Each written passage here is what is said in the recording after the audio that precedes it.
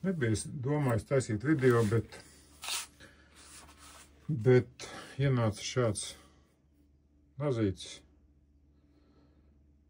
Redziet, te tāds ļoti smuki, kuilains, ozola un pārējais. Es gribēju ārā viņu mest. Es teicu, pagad, paspējas izmest ārā. Šak viņa neko es nevaru uzasināt jau kuro gadu jau, un tā, saka, iedomam, iedevu uzasināt. Kādu vainu nazīti. Nu, pastītos, ne? Kādu vainu nazīti? Ko es to gribēju teikt? Vīri, nu nemetiet